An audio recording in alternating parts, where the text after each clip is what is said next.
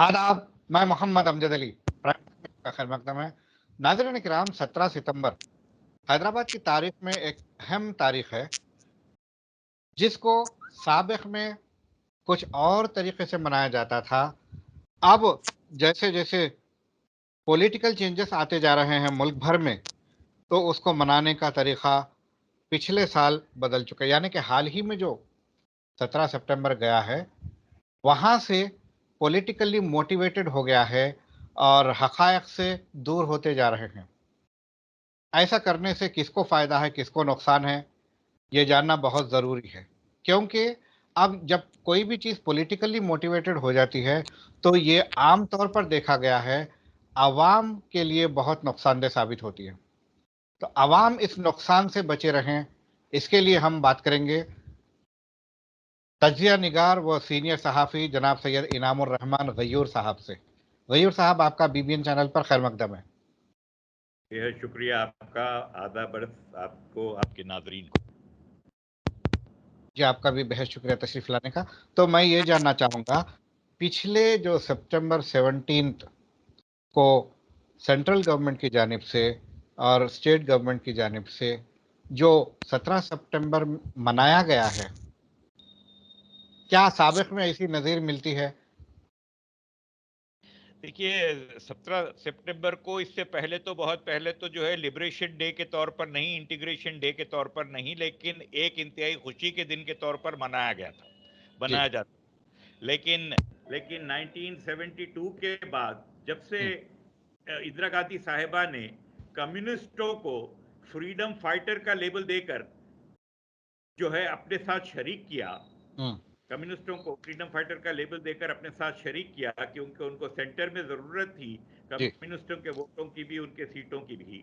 तो उन्होंने उनको फ्रीडम फाइटर कहा। तो हुआ ये कि 1948 सितंबर 17 के बाद से लेके मार्च 15 तक, लगभग 1950 तक के जो वाकयात हैं, वो इंतहाई घिनौने, दर्दनाक और जो है हैबतनाक किस्म के वाकयात थे, जिसमें एक पुलिस के रिकॉर्ड्स के मुताबिक 914 लोगों की तो जान गई, कत्ल हुए, और सवों से डेकॉइटीज हुई, सवों से मर्डर्स हुए, सवों से संगीन जो है असॉल्ट हुए, सब कुछ हुआ। क्राइम रिकॉर्ड ब्यूरो में वो सारा रिकॉर्ड कुछ मौजूद है ज़रूर। लेकिन ये 72 के बाद जो जो रंग बदला, तो हुआ ये कि जो कम्युनिस्ट मूवमेंट था पुलिस एक्शन के फौरी बाद या उससे ज़रा कुछ पहले जो शुरू हुआ था कम्युनिस्ट मूवमेंट, जो एक स्पॉन्सर्ड मूवमेंट था और एक बिगेटेड किस्म का, एक इंतहाई क्रिकेट किस्म का मूवमेंट था, जो आंध्रा से अपना रास्ता बनाकर तेलंगाना या हैदराबाद की तरफ आ रहा था।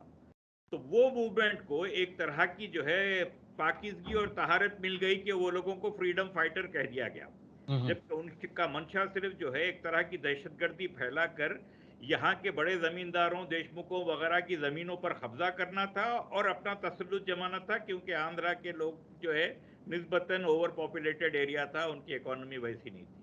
हुँ, तो ये तो एक चीज वजह बन गई कि ये रंग ही बदल गया। वरना हकीकत ये है कि 17 सितंबर जैसे बहुत सारे वाकयात बहुत सारी इंडियन रियासतों में हुए कि हुँ, किसी ना किसी तरह से कुछ फौज कशी हुई, कुछ पहले हुई, कुछ इसी वक्त हुई, कुछ बाद में हुई, कुछ डराया गया, कुछ धमकाया गया, ये सब कुछ होता गया। होता यह है कि हमारे जो तजिया निगार होते हैं, वो कुछ अपनी कम इल्मी से और शायद वक्त की कमी की वजह से वो पूरी तरह से इस मौजू के साथ इंसाफ नहीं करते।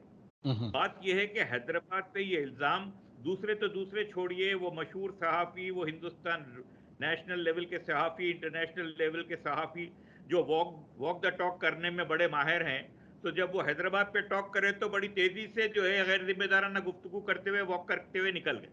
हुँ, हुँ, इंतहाई गलत बयानी से काम लिया, बहुत सारी ऐसी बातें बताई।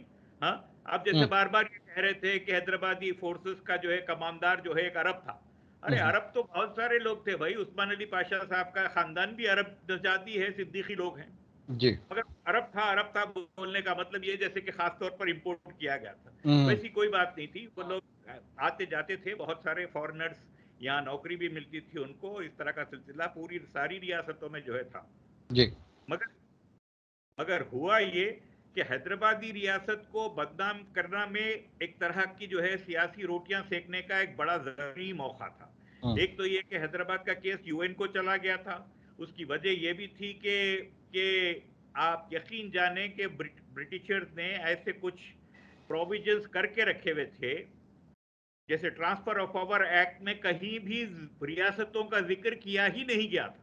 अच्छा। तो 15 अगस्त 1947 को जो ट्रांसफर ऑफ पावर हुआ, उसके अंदर रियासतों वाला मामला किसी तरह से भी कोई वजाहत से नहीं पेश किया गया था, और पहले से बहुत सारी रियासतें ये समझी हुई थी कि उन लोगों को भी कुछ ना कुछ इख्तियार हासिल है। तो बात तो गुफ्तगू होती रही 15 अगस्त 47 से लेके जो है तकरीबन नवंबर तक, नवंबर 48 तक। वो सारी गुफ्तगू में बहुत सारी बातें ऐसी हुई जिसके अंदर काफी कुछ मराआत, खास मराआत मिलने की बात थी। हत्ता कि हैदराबाद के लिए इस बात की भी बात हो रही थी कि ठीक है, आपका पूरा, आपकी जो इंडिपेंडेंस नहीं रहेगी, लेकिन आप WHO के मेंबर रहेंगे, आप फूड एंड एग्रीकल्चरल ऑर्गेनाइजेशन के मेंबर रहेंगे, और लेबर ऑर्गेनाइजेशन वगैरह ऐसी चीजों की ये तक बातें हो रही थी। लेकिन हमारे जो तजिया निगार हैं, जैसा कि मैंने आपको अभी जो है इंटरनेशनल लेवल के मशहूर सहाफ़ी का जिक्र किया, तो ये लोगों की दिलचस्पी हकीकत से ज्यादा ये जो है रहती है कि वो एक बात को कह दें और लोग उनको पता है कि मान लेते हैं। ये गैर जिम्मेदारी की बात है, ये बददियानती की बात है। मगर ज्यादा बड़ा अलमिया ये है कि वो हमारे खुद के अपने भी जो दानिश्वर हैं, हमारे अपने सहाफ़ी तजिया निगार वगैरह जो हैं, वो लोग भी इस मामले की, क्या कहिए आप, हिस्सासियत को पूरी तरह से समझे बगैर, या इस मामले को बेइंतहा हिस्सास समझकर, अपनी आफियत को पूरी तरह से जरूरी समझकर जो है ऐसी बात करते हैं जो रियाकारी पर मबनी होती है, या तो झूठ पर मबनी होती है या रियाकारी पर मबनी होती है। जैसे कि बाज जिम्मेदार, गैर जिम्मेदार किस्म के लोग बहुत इस संगीन मौजू के ऊपर एकदम से जो है इंटरव्यू कर डालते हैं, किसी को भी बिठाकर बात कर लेते हैं। उनकी मालूमात, आप यकीन मानिए, ये बहुत बड़ा मौजू है। इस मौजू के ऊपर अगर जो है AG नूरानी जैसे बड़े आदमी ने, हाँ, इंतहाई अरकरेजी के बाद इतनी जखीम किताब लिखी है, और उससे पहले 50 किताबें लिखी जा चुकी, हाँ, और लिखने वालों में तरह तरह के हर किस्म के लोग थे, हिंदू भी हैं, हैदराबादी भी हैं, गैर हैदराबादी भी हैं, थोड़ा थोड़ा थोड़ा ऐसा करके बताइए आप। दलित भी हैं, एक हिंदू भी किताब, हैं। वजीर साहब, आप एक एक किताब करके ऐसा ऐसा रख के बताइए, फ्रंट जी, ये फ्रंट में। ये किताब बहुत सारी किताबों का निचोड़ है। जी। ये किताब बहुत सारी किताबों का थोड़ा निचोड़ थोड़ा है। थोड़ा सामने करिए किताब को, थोड़ा फेस के नीचे नाम पड़े जाना। जी। ठीक है, नेक्स्ट, अगली किताब। दूसरी दूसरी किताब, ये जो मैं AG नूरानी साहब वाली जो किताब बता रहा था आपको, इन साहब ने दर्जनों किताबें लिखी हैं, और संगीन मौजूआत पर इनकी किताबें बड़ी कदर की निगाह से देखी जाती, जी। और जिस अरखरेजी से इन्होंने ये किताब लिखी हुई है वो इंतहाई काबिल सताइश है। इन्होंने कश्मीर के मौजू पर भी, कश्मीर रियासत पर भी उतनी ही शद्दोमत से किताब लिखी है जैसा कि ये लिखा है। तो इसके अंदर ये कहीं से भी निजाम के वफादार या निजाम के तरफदार बन के बात नहीं करते। या ये छोटा सा किताबचा कैप्टन लिंगाला पांडु रंगारेड्डी साहब का, हाँ, जी। जो कि उस फौज में, उस फौज की टुकड़ी में शामिल हुए बाद में चलकर चंद सालों के अंदर अंदर, जिसने हैदराबाद में सबसे पहले जो है कदम रंजा फरमाई थी फौजी तौर पर, हाँ।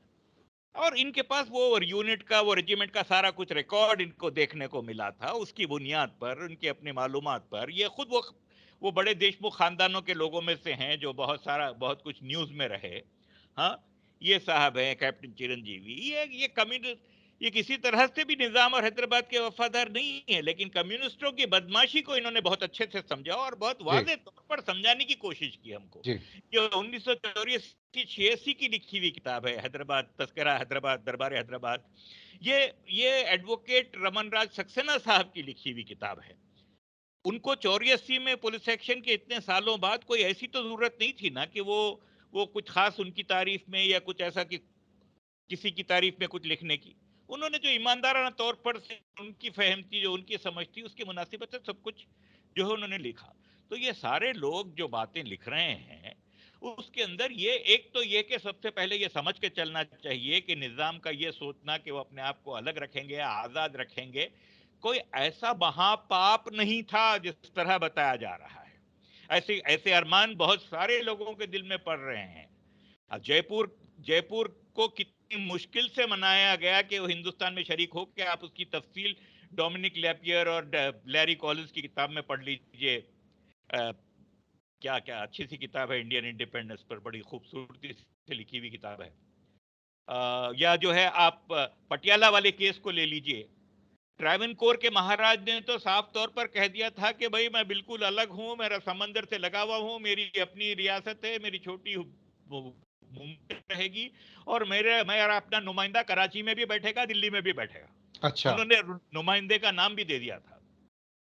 ये सब 48 में हो रहा है, 47 में मुल्क की आजादी के बाद 48 तक भी ये मामला चल रहा है। तो ट्रैवनकोर की रियासत के जो सेंसिटिविटीज को एक्सेप्ट करने के लिए जो प्रोविजंस किए गए वो मैं समझता हूँ कॉन्स्टिट्यूशन आईनी तहफुजात भी उनको मिली हुई है कि साहब वो महाराजा नहीं रहेंगे, लेकिन वहां के मंदिर का जो कुछ कामकाज है, उसकी सारी जो आमदनी है, उसकी देखरेख वो खानदान करेगा, क्योंकि वो खानदान उस देवता की जो है उसका कस्टोडियन है। इस तरह की अच्छा। बातें भी सुनने को मिली। अच्छा। मणिपुर रियासत जिसके लोग आज मिनिस्ट्रीज के अंदर हैं, हाँ, वो रियासत 1949 में शरीक हुई। आज तक वो लोग शिकायत करते हैं कि उनके साथ इंसाफ नहीं हुआ। बुंदेलखंड के जो मुख्तलिफ रजवाड़े थे राजस्थान मध्य प्रदेश वगैरह के बीच में, वो रजवाड़े आज तक डिमांड करते हैं एक अलग रियासत का, क्योंकि यही उनसे वादा किया गया था कि ठीक है आप लोगों की अलग तो नहीं, लेकिन आप सब लोगों को, रजवाड़ों को मिलाकर बुंदेलखंड के एक अलग रियासत उनकी दे दी जाएगी। 1962 में नेहरू जी की जिंदगी में बस्तर की जो रियासत थी उसके ब्राह्मण महाराजा के उसमें सपोर्ट में कबायली लोग उठ खड़े हुए थे और तीर कमान से उन्होंने बाकायदा जंग की हिंदुस्तानी फौजों से। ये 62 की बात। तो कहने का मतलब ये कि आजाद रहने का जो किसी ख्वाहिश थी या कुछ वो थे, तो ये फितना, ये फसाद अंग्रेजों का छोड़ा हुआ था, और बहुत से लोगों को, अलग अलग लोगों को अलग अलग ख्वाब दिखाकर चले गए थे वो, और उन ख्वाबों की पामाली अगर हुई, वो खुद एक दर्दनाक बात है। यहाँ कोई ये नहीं कह रहा है कि निजाम बड़े वो थे, हाँ, उनकी हुकूमत नहीं जानी चाहिए थी क्योंकि वो एक अच्छे मुसलमान जो है बादशाह थे। भाई बदलते हुए हालात में जो कुछ होना था वो तो होना ही था, होना ही चाहिए। लेकिन किसी को आप राज प्रमुख भी बनाते हैं, उनकी रियासत भी लेते हैं, उनको उम्र भर के लिए राज प्रमुख बनाते हैं। आंध्र प्रदेश स्टेट बनता है 1956 में, तो आप उनको उम्र भर के लिए गवर्नर बनाने की बात करते हैं, उसी को आप फिर बुरा भला भी कह रहे हैं।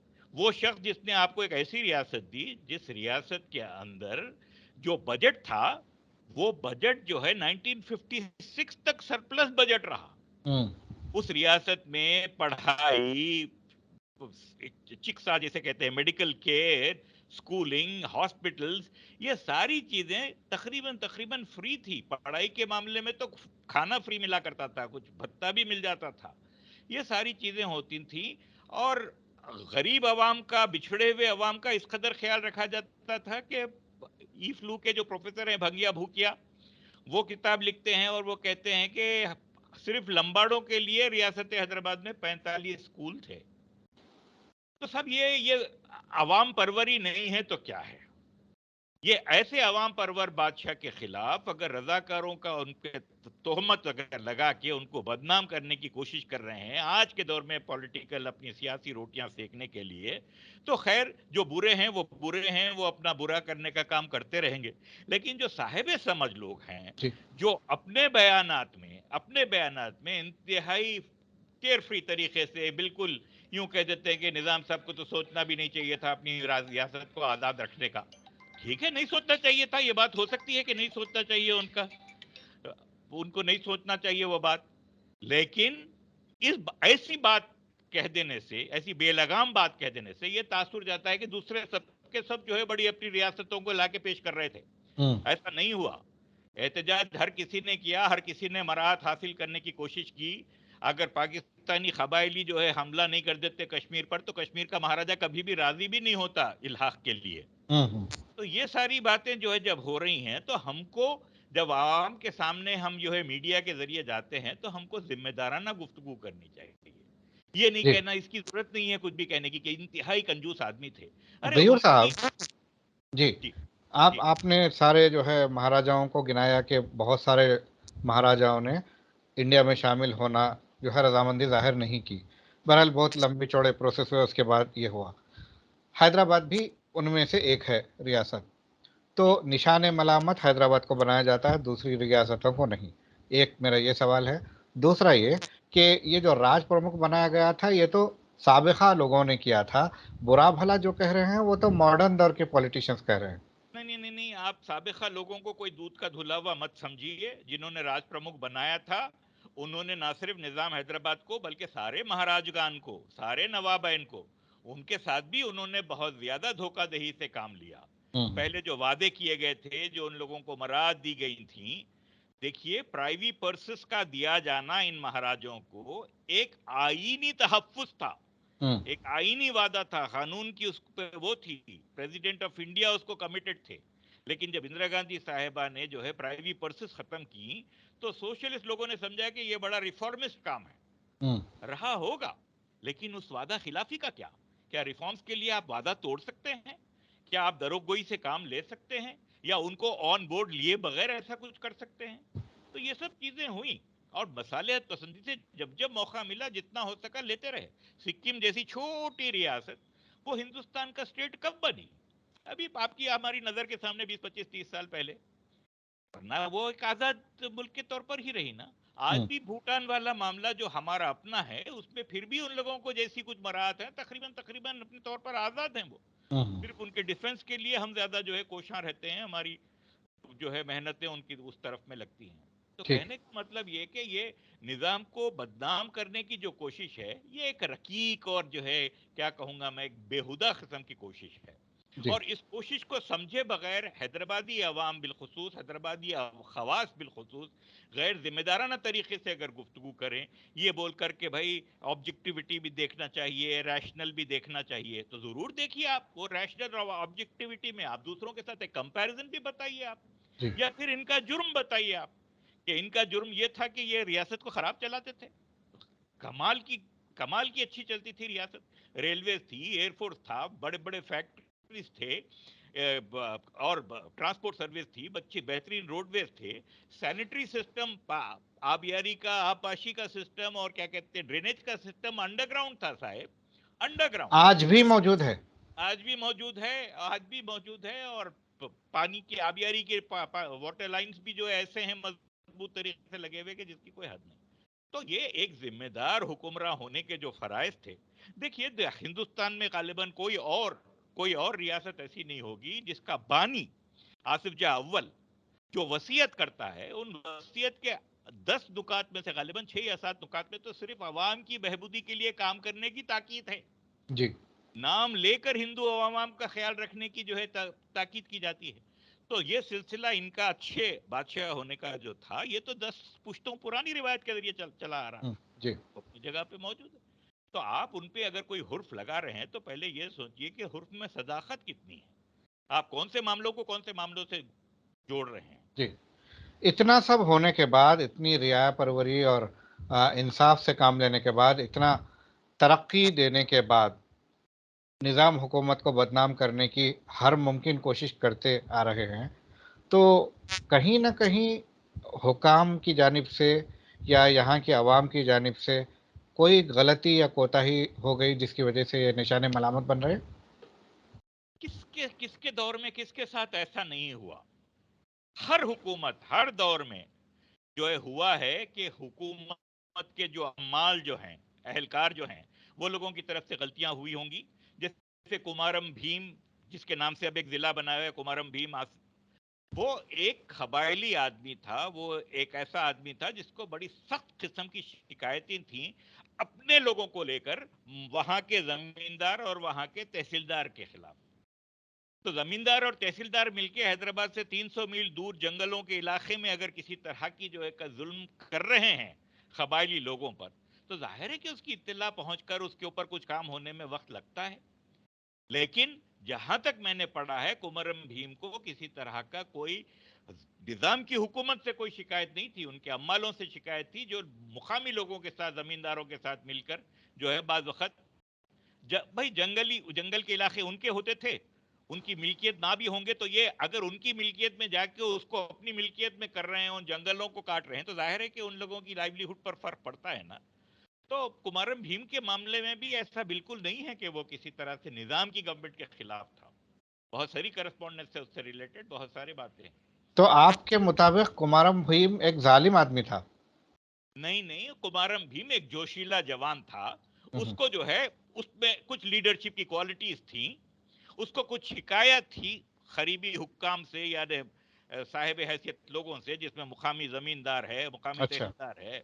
अब मुकामी जमींदार की के बहकावे में आकर या उसके साथ मिलकर तहसीलदार कोई बदमाशी करता है और तहसीलदार जो है डीएसपी को कोई बात बोलता है, तो डीएसपी जाहिर है कि वो उसके खिलाफ काम ही करेगा। हम्म, लेकिन हर बात हर जगह हर मुकाम के ऊपर बिल्कुल ईमानदाराना तौर पर, मुंसिफाना तौर पर हो रही है, उसकी गारंटी कोई हुजूर निजाम यहाँ बैठकर तो नहीं दे सकते थे ना। हम्म, उनके अपने भी बहुत सारे मसाले हैं। मगर क्योंकि कुमारम भीम के नाम से कुछ रोटियां सेकी जा सकती हैं, इसीलिए जो है वो उसको वो किया जाता है, तो ठीक। उसका फायदा हर तरह की सियासी जमातें भी उठा लेती हैं। ठीक। तो तो अब ये जो है मरकजी हुकूमत की जानिब से इसको जो है लिबरेशन डे मनाया जाना, और फिर उसके रिएक्शन में या फिर काउंटर में केसीआर हुकूमत का उसको कुछ और नाम देकर इंटीग्रेशन डे देकर मनाना, इंटीग्रेशन डे, तो इसको कैसे इंटीग्रेशन, देखते हैं आप? सही सही पॉलिटिकली ये पूछिए, कैसे होगा? सही पूछिए तो मैं एक हैदराबादी के तौर पर, एक मुसलमान के तौर पर, एक पढ़े लिखे इंसान के तौर पर, एक हिंदुस्तानी के तौर पर मैं ये कहूं कि ये सारी दास्तान हाय पारीना वो अपनी जगह रहे, हो चुकी, खत्म हो चुका। लेकिन उसके नाम से जिस तरह की कोशिशें की जा रही है सियासी रोटियां सेकने की, ये अपने आप में गलत है। और अगर वैसा करना ही है तो हक को हक की तरह पेश करो। आपको अगर रजाकार बहुत ज्यादा जालिम दिखते थे, तो आप तारीख की रोशनी में देखो कि 17,500 रजाकार पकड़े गए और साल डेढ़ साल के अंदर उसमें से सारे के सारे छूट गए, सिर्फ 500-600 बाकी रह गए। उसमें से भी कुछ लोगों के ऊपर कुछ लोग मार दिए गए ये बोल करके वो जालिम थे, मगर उस पर कोई ट्रायल नहीं हुआ। अच्छा। कुछ लोग जो कैद में थे, ये सब पार्लियामेंट में कोट किए गए फिगर्स की बात कर रहा हूं मैं जी। आपको। तो ये मार दिए गए थे, ये भी एक मशकूक बात है। अगर वो हकीकी मानों में जालिम होते तो प्रॉपर ट्रायल किया जाता था और प्रॉपर प्रोसीजर के तहत जो है उनको सजा दी जाती थी। ऐसा हुआ ही नहीं। बहुत सारे लोग, बहुत सारे साहिब इख्तदार लोग, खुसूसन अजला में जो थे, जो ये यहाँ के सियासी माहौल को ना सिर्फ गरमा रहे थे बल्कि गन दिया रहे थे, हम्म, वो लोग जो है अपने जाती स्कोर सेटल कर लिए। हम्म, कई लोग जो है अपने घरों में अदालतें चला रहे थे, कई लोग हम्म, मंदिरों के कोनों में जो है अदालतें चला रहे थे।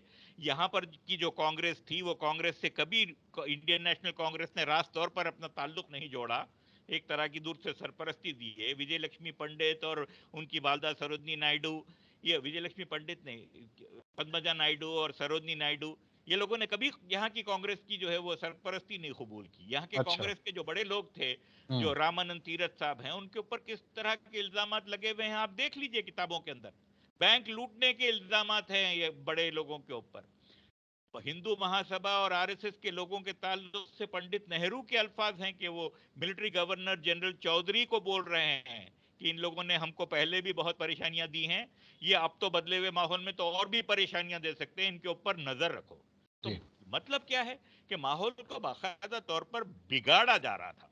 ठीक। आज अगर किसी इबादत गाह के सामने अगर यूं धबड़े बजाए जाते हैं, तो आप यही कहेंगे ना कि माहौल को बिगाड़ा जा रहा है। बिल्कुल। एक मिनट की भी गुंजाइश नहीं होनी चाहिए किसी इबादतगाह के सामने कुछ होने की। हम्म, लेकिन इतने बिगड़े हुए माहौल में अगर ये हो रहा है, और फिर उसकी सूरत में लड़ाई झगड़े हो रहे हैं और दर्जनों लोग फिर पकड़े भी जा रहे हैं, और फिर इल्जाम भी ये लग रहा है कि भाई आपकी उसकी इबादतगाह के पास आप ही ने जो है हंगामा किया और आप ही जो है खाती हैं।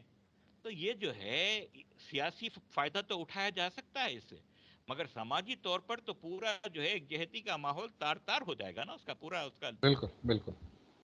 वो वही आपका चीज बेहद है। शुक्रिया, आपने जो है कीमती वक्त दिया। ये टॉपिक अभी जो है गुफ्तगू तलब है, इंशाल्लाह आइंदा भी इसके ताल्लुक से हम बात करेंगे। तो आपका बेहद शुक्रिया। शुक्रिया आपका। आदाब। नाजरीन, ये थे जनाब सैयद इनामुर रहमान गयूर साहब। इन्होंने चंद हैदराबाद का जो इंटीग्रेशन है, 17 सितंबर है, उससे मुतालिक जो वाक़यात है, उसके ताल्लुक से गलतफहमियाँ दूर की। मौजूदा दौर के पॉलिटिशियंस ही ज़िम्मेदार नहीं हैं, बल्कि उस दौर के पॉलिटिशियंस भी निज़ाम को बदनाम करने में कोई कसर उन्होंने नहीं छोड़ी। इस ताल्लुक से उन्होंने बताया। रज़ाकारों की हकीकत इन्होंने बताई कि किस तरह हज़ारों पकड़े जाने के बावजूद बहुत सारे छूट भी गए, थोड़े से मार दिए गए। यहाँ पर एक बहुत बड़ा क्वेश्चन मार्क आता है कि वाकई क्या वो गुनहगार थे, क्रिमिनल्स थे, या फिर कोई ना कोई फिगर लाने के लिए उन्हें जो है इलीगली मार दिया गया है। बहरहाल ऐसी बहुत सारी बातें हैं जिससे हैदराबाद को बदनाम करने की कोशिश की जा रही है। हम हैदराबादी होने के नाते हैदराबाद की आन बान शान के तहफ़्फ़ुज़ में कोई कसर नहीं छोड़ेंगे इंशाअल्लाह। हमें इजाज़त दीजिए। शब बख़ैर।